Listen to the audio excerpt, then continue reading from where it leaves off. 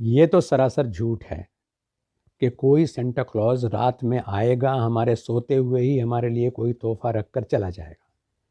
भला सोते हुए इंसान को कभी कुछ मिला है क्या?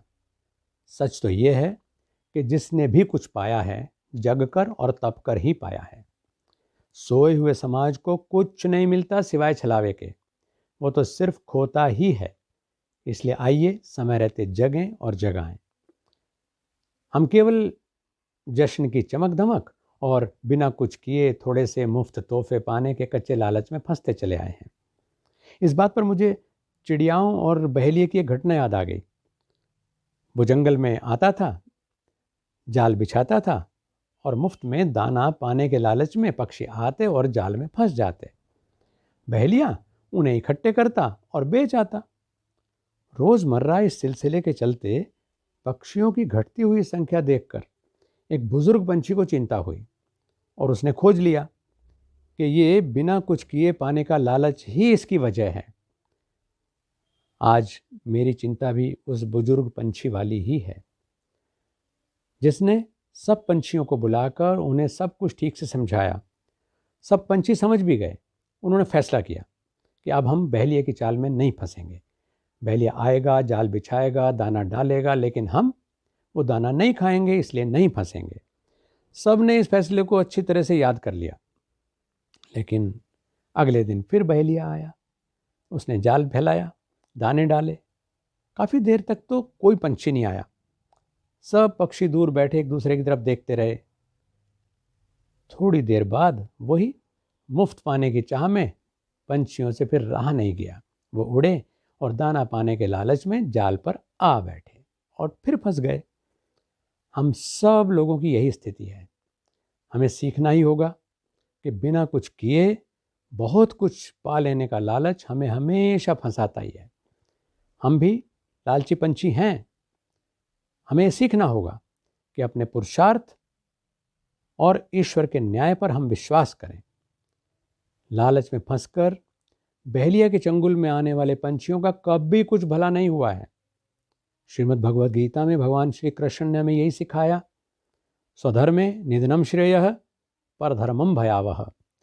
अपने धर्म का पालन करने और उसे संवारने में ही हमारी भलाई है। अरे भाई, गाय का अपना धर्म है, सिंह का अपना धर्म है, चिड़िया का अपना धर्म है, मछली का अपना धर्म है। अब गाय शेर वाला काम करने लगे, शेर गाय वाला काम करने लगे, चिड़िया मछली का काम करने लगे, या मछली चिड़िया की तरह उड़ने की बात सोचे, तो भयावह स्थिति ही होगी। अपने स्वरूप से गिरने वाले व्यक्ति की स्थिति धोबी का कुत्ता घर का ना घाट का यही होती है। वो कहीं का नहीं रह जाता। 25 दिसंबर को ईसाई भाइयों के लिए उनके मसीह ईसा का जन्म होने के कारण उनका बड़ा दिन है। उन्हें इस उपलब्धि के लिए बधाई कि उस समाज को भी कोई राह दिखाने वाला महापुरुष मिला। लेकिन इधर हमारे लिए तो 25 दिसंबर ही नहीं, इस पूरे हफ्ते का हर दिन हमेशा बहुत बड़ा दिन रहेगा।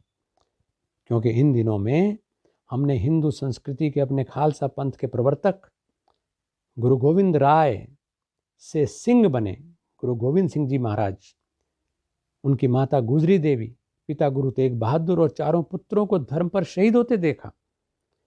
धर्म और मानवीय मूल्यों की रक्षा में पूरा परिवार भेंट चढ़ाने वाले सर्वस्वदानी गुरु के महान बलिदान ने शौर्य की अमर गाथा के साथ साथ हमें गहरा शोक भी दिया।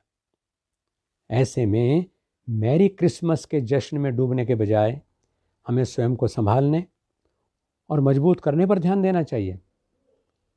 शायद इसीलिए परमेश्वर ने हमें इसी हफ्ते में वीर ऊधम सिंह कंबोज सरीखे बलिदानी, दो भारत रत्न पंडित मदन मोहन मालवीय और अटल बिहारी वाजपेयी सरीखी विभूतियां दी।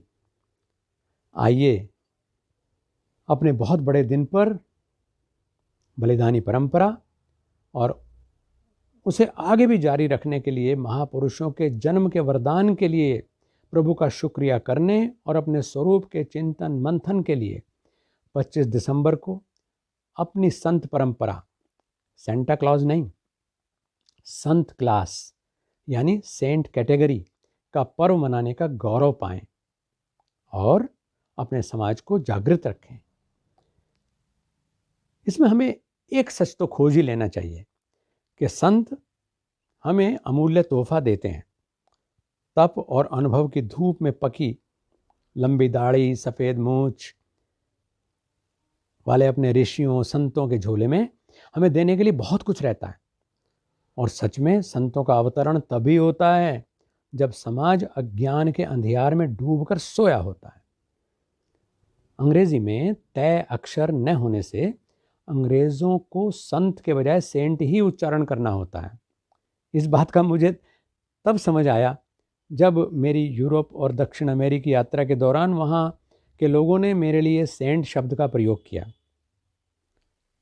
तो आइए, जब जागें तब सवेरा, आइए जग जाएं, स्वयं को समझें, बच्चों को समझाएं कि भारत की सेंट क्लास यानी संत श्रेणी सोए हुए समाज को जागृति के वरदान का तोहफा देती है। देने के लिए ही संतों का अवतरण होता है।